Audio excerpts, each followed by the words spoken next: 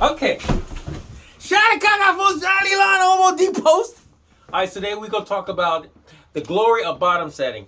And I've been getting a lot of texts and calls about guys saying, hey, man, what I got to do to get this perfect gig that I really want to have? Well, you ain't got to do really nothing much because what... when your season comes in, God will permit you to have the gig that you want or you so desire. But until then, you must be prepared or get prepared. All right, so here's some of the things that I want to throw out to you. First of all, let's check out our equipment. Make sure your bass amp is clean. Make sure the speaker is good. Make sure all your controls doesn't scratch. All that kind of stuff. Make sure your XLR is working correctly. Make sure your input jack that you stick your cord in is cool. All right. Make sure your tweeter is working if you got a tweeter in your amp. For as far as your bass concerned, nobody says you have to have a $8,000 bass or a $10,000 bass or a $20,000 bass. Just make sure your bass is well tuned. Make sure it's clean. Make sure it's presentable when somebody look at it. There are people that look at basses and that doesn't mean they can play. Make sure your intonation is well set up. Make sure you have good strings on it. I would, don't change strings before the gig because that's not enough time and they will keep going back out of tune. Make sure your tuners are tight. Make sure you tighten up on your tuners. Make sure that you check the screws on the back. Make sure you check the screws on the knobs. If your knobs are shaking, that will cause you to have a bad gig. Next thing is attire. Okay, times have changed. Things have changed. You can't do what you did 20 years ago.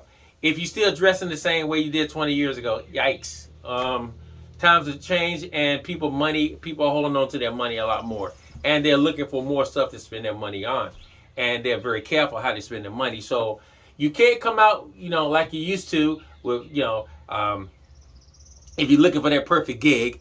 The old t-shirt, the old jeans with the holes in it, the old tennis shoes, the bad hair, the unshaved, and smelling bad. You won't get to the gig that you want to get. You may get there 20,000 years from now. Next thing is availability. The best ability you could possibly have is availability.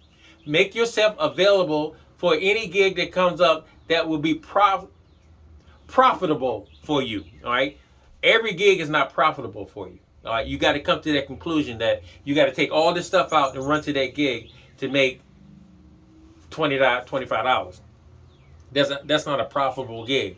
But if that gig's gonna teach you stuff and take you to another level, and you're gonna be around the musicians that has the capability of taking you to the next level, and it's not paying the money that you thought it was paying, take it anyway, because you're gonna need it. You got to step your game up. You cannot hang around musicians that's lower than you are and expect your game to come up. Let's talk about understanding the role of a bass player.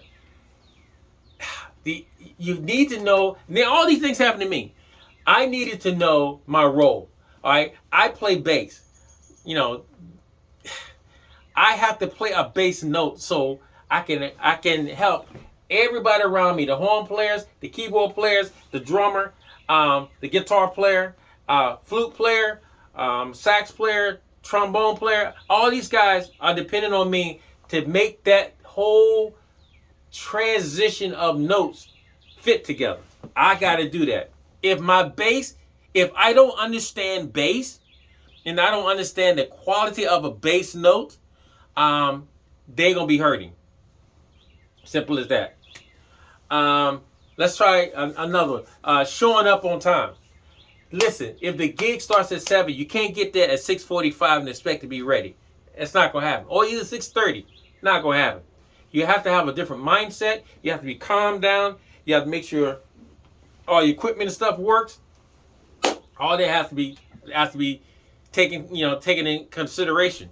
All right, because you never know what can happen. You can have all your stuff ready. You get there, and they can have a bad outlet, and you stick your stuff in there. Something happens to your amp. Now you got to you got enough time to go home and get another amp, or go to the car and get another amp. Appearance.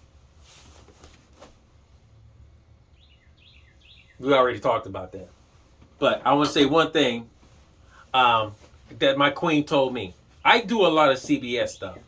My band always perform on, whether it's going to be the local right now, the local TV station, CBS, but we're looking to go to big CBS, big NBC.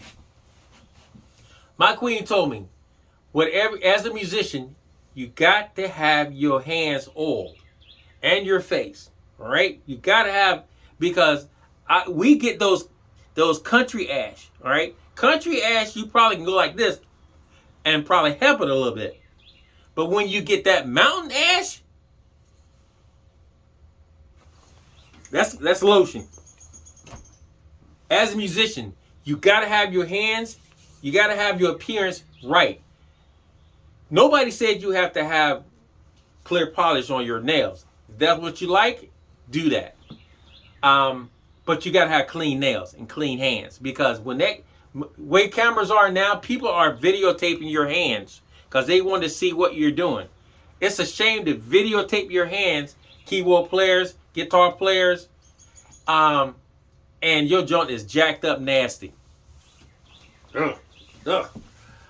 Transportation. Make sure you have transportation. Make sure your transportation is appropriate. Appropriate. Make sure you got a way to get there. Whether it be somebody take you, which is a lot of time for band leaders, it's kind of scary because every time we see you, you got to come up in a different car, not your car. So that kind of makes them scary. But if you show up on time, way ahead of time, it takes the ease off. Learn your tunes. You are there to play tunes, right? You are not, unless you're the leader, you are not there to solo. You are there to actually hold a bottom for all these other cats to have in. We are the bottom, me and the drummer. We are the bottom, the floor. We build the bottom. They take and build the walls and the office. Stay in your office. Your office is right here. When you start doing all this stuff right here with the chords, the scales, and the modes, you're jumping out of your office and going to somebody else's office, whether it be a horn player, guitar player, or keyboard player. Sooner or later, somebody's going to say something to you, and you're not going to like it. So, learn how to stay in your office. The most dangerous person in the world is a person who stays in their office and comes out every once in a while and scare you and go back in. That's a dangerous cat. You love people like that because you know that they're about their business. But when you ask them to come out of their office and do a solo, they just lay you right out and then go back like nothing ever happened. Oh! I love people like that. Bass players are incredible when they do stuff like that. Are you prepared for your gig? Yeah, you got to make sure your tire's good. Make sure your amps are good. You learn the tunes and stuff like that. Now, the last but not least, do I play bass? Real bass. Do I play real bass? Yeah, I've been hearing a lot of stuff on Facebook. Guys, you got to learn tone. You got to learn tone. First of all, before you became a bass player, you heard bass. Now, what I'm hearing now is a lot of high-end twanging. And that's not bass. Because when you set your bass on high-end twanging, then I don't care how much dBs you got on the bottom, it's still going to be high-end twanging. And sooner or later, it's going to get irritating to somebody who wants to hear bass. Right? You can find the happy medium. These instruments are amazing. Find the happy medium between treble and bass. That's where you should be laying. That's where you should be laying. Not everything pink, pink, pink, or yank, yank, yank. That's not bass. That's just high-end playing. And everything doesn't take a thump. There's fingering to some things. That means that you have to roll back the treble. Find your mids. Let the mids work with the bass. I mean, it's a whole lot of things. But anyway, these are some of the things that I wanted to put out there to you to answer some of you guys' questions. Once again, my name is Johnny Lee Long, and this is the Hobo Depot, and I ask you guys to keep praying for the Queen and I and our home, and pray for the Hobo Depot that people will still remain coming, that we can keep it open. So, all this information was free. Once again, guys, we pray for y'all every morning. So please keep praying for us. Please subscribe, please like, please share, and please pray for your enemies. Shout out, folks, Johnny Long, Hobo Depots. My boy Hootie right here. Peace out. I'm going to give me something to eat. I'm hungry.